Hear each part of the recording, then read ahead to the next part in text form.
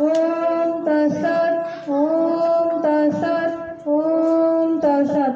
ওম নমঃ পবিত্র পবিত্র বা সর্বাবস্থানগত বিভা ইয় স্মরেৎ পুণ্ডরীকাক্ষং সবাহি অভ্যন্তর শুচি।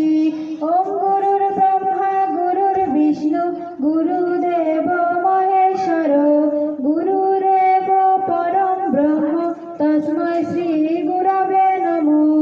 ওম পিতা স্বর্গ পিতা ধর্ম পিতা হি পরমং তপ পিতরি পিতিমা পর্ণে পিয়ন্তে সর্বদেবতা।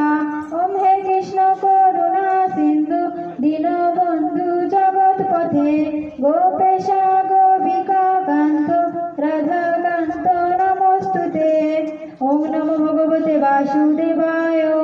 শ্রীমদ্ ভগবদ গীতা দ্বিতীয় অধ্যায় সাংখ্যযোগ শ্লোক নং 22। শ্রী ভগবান উবাচ ত্রিষ্টুপ চলো বাসাংসি জীর্ণানি যোতা বিহায় নবানি গৃহণাতি নরপরাণি তথা শরীরাণি বিহায় জীর্ণানি অন্নানি সম্যাতি নবানি দেহি।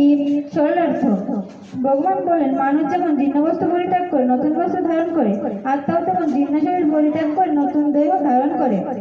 গীতার মাহাত্ম্য।